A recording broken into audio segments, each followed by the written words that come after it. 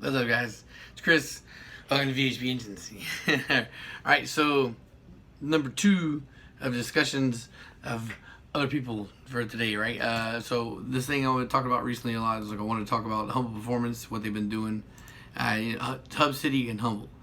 Those are the guys I wanted to talk about. Actually, I'm kind of happy I didn't talk about Humble earlier when I did, because I don't even remember what. Oh, I think I know what it was. It was that sedan, the sedan that was this. It was piston rods only, and I think maybe Valtrain was stock cams. That one was making 600 plus horsepower. Kenny had hit me up back in May and let me know a little bit of secrets on it. So the whole idea of what we were expecting to see, or what I was expecting to see. I think when Kenny was kind of trolling the internet and like hiding the numbers from everybody, before they made that last video, the 768 wheel horsepower, right?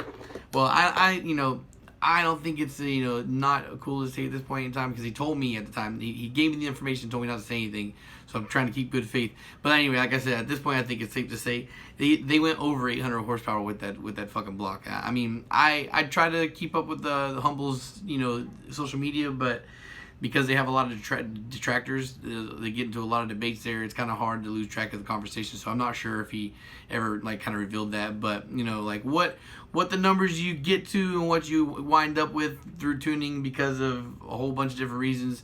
That 768 is what they released it at. But I know that from what he said that car actually hit over 800 horsepower, which is fucking insane, because we're talking about stock sleeves, no CSS, pistons, rods, Valtrain. To the moon, man. Fucking shit. So, but that's not the only thing I wanted to talk about. That was one of the main things I wanted to reach back on. That build has me fucking personally intrigued. Now, whether or not I could replicate a build like that, I don't know. But I would like to see a 600 wheel horsepower piston rod only stock block type shit, or not stock block, but piston rod only stock sleeve B series. I'm down to try that. I've got CP pistons and rods and Eagle rods or scat rods ready to go, and then I have like the Trom 81.5s and rods. I've beat that topic to death almost with the dead horse. I keep mentioning I have them. I have them. It's gonna happen. But yeah. So they have a big ass lineup now. They're always updating their list of cars. They're really fast cars, right? So Humble, I took a screenshot of one of their shits. This is gonna be also most likely the thumb. 1, 2, 3, 4, 5, 6, 7, 8, 9, 10, 11. 11 cars that they have. Now, I'm pretty sure that these 11 cars are showcasing here are just the 11 cars they've actually tracked, which is, because it's owner, horsepower, quarter mile time. And the reason why this is important is because you notice that the times vary, and the horsepower is also quite different. And the reason why this is important is because it gives everybody a wide range of builds, platforms, chassis, and everything to look at, to kind of model their shit after, and gives you an idea of what you could expect.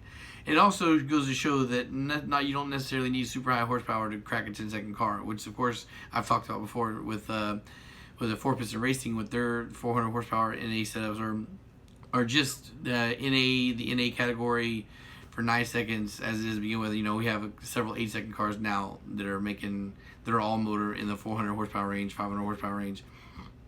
But anyway, to get back to Humble Performance specifically, the list is, if you haven't seen it, Bobby Fritz Junker, 821 horsepower H2B EK Coupe, running 10.3, 142 miles an hour. Now that's a recent build too. That the H2B, they recently uploaded that. 821 horsepower H2B. This is impressive. But I think there was a couple people who commented on it like, "Oh my God, H is the way to go," and all this shit, right? But then Kenny even commented himself, like, not to take away from that car, but K and B has been making 1,000 plus horsepower for a long time. There's a reason why you don't see super high horsepower H22s, because essentially what you need to get that high in H22 is not even really an H22 anymore. It's not even H22 because you're replacing the sleeves. It's just at that point, it's just the outer block that's the number that you get to stamp on it. What's the point? Like when you can do a K, which has a better head, or do B series, which is just, it's easier to find at that point. Like, I don't have anything against the K series, the H series personally, but it's just they're just not so diverse. If you really want to make big power like that, you have to sleeve, you have to re-sleeve. Whereas B and K series are making insanely high horsepower, making that number on stock sleeves, or with CSS. So yeah, that's why I don't want to make this a rant against H22, but it just came to mind. And I know the H22 fanboys, anytime they get any kind of breadcrumbs, they super celebrate like it's the way to go, when that's not the standard. It's just not. So I wanted to point that out before that happens. All right, not H22 hate, just H22 realist here. All right. So and then Billy Estes, 760 horsepower B18 turbo, which is the one I just talked about that ran a 10. Juan Batista, 600 horsepower stock K24, 10.4. Alex Pagan, El Abuelo. Is that Alex's car? Is that Alex's sedan? Oh man, I'm out of touch, bro. 10.8. No horsepower listed there. Somebody's being super secretive. Jose Vera, CSS, 350 horsepower sedan. 350 horsepower sedan, 10.8. That's extremely impressive. That's extremely impressive. It broke 10s with 350? Jesus fucking Christ. Kevin Gonzalez, 450 horsepower, B18 GSR, 10.8. See, now I'm saying 100 horsepower more in a hatch, and it made the same fucking quarter-mile pass. Wow. Scott Nimick, 820 horsepower, B18 turbo, 10.9. 820 horsepower. So I'm thinking that quarter-mile time is that's driver mod, or maybe no. There's some situations there that quarter-mile time could be a lot lower. Ruben Rivera, 500 horsepower, D16 Z6 CRX, 11.75. Yeah, that's that 500 horsepower Vitara build. So there's that. James Shropshire. Oh my bad, I killed that one. 560 horsepower B18 GSR, 11.8. Cameron Hausner, 450 horsepower B18 turbo, 11.8. And Trevor DeLorenzo, 500 horsepower stock K24 EG 12.9. Okay, so let me run down the list real quick again, because I didn't mention the car. But from what I can see, okay, no, EK Coupe, and then EG Coupe, then what is that, EK Sedan? Not 100% sure. That's an EK Sedan. That's EK Sedan. EK Hatch. Looks like a EG Coupe. The CRX. Another EG Coupe. Looks like an EG Coupe. And EK and EG Hatch at the end. So wow, man, that's it's just they got a big ass list of numbers, and I don't even think, because I'm not seeing the K series pop up here too often. That's not even all of the K series they made that are super high horsepower. I've talked about that before, how Humble Performance is kind of like reset the standard on what a stock K series makes. Now I've mentioned also before that I know somebody who talked about they've done 600 horsepower, stock blocks or whatnot. But that's the question: how many times, how long is it held up?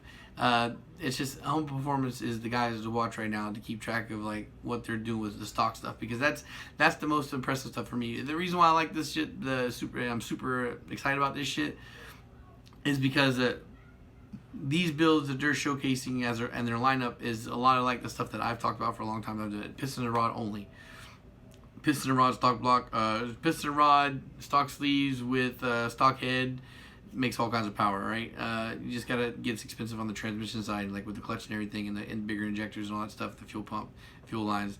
That's what really. But the block itself isn't that expensive. You can still make these big ass numbers, and the K series stuff, because I really want to get to the point where I can start pushing stock blocks K series myself. But of course, I take forever to get anything done. I just got my K20, the one that bored over to 88 millimeter. I just got that back. So the high compression K20 block, I need to buy rings for that. I'm gonna order rings tonight. I expect I'll see them sometime at the beginning of next week, and hopefully I'll have that block assembled soon. But I might have a hiccup with actually having it dropped in the car. I've got a story to tell you guys. Something I wasn't 100% sure I was going to reveal yet or not, because I don't know when exactly this is going down, but I know it's at this point it looks like very near immediate future. So it's time to reveal that, talk about that a little bit, how that's going to affect the channel for a little while, and also. Yeah, I guess I'll talk about that, and then that'll roll into my podcast, because the podcast is going to be. It's just, you'll see. I don't want to take away too much of this. So second video up for tonight. Podcast coming. The podcast might take me a while. I'm not sure. So expect it at some point within the next 12 hours. It's going to be up. All right, guys. Thanks for watching, and peace.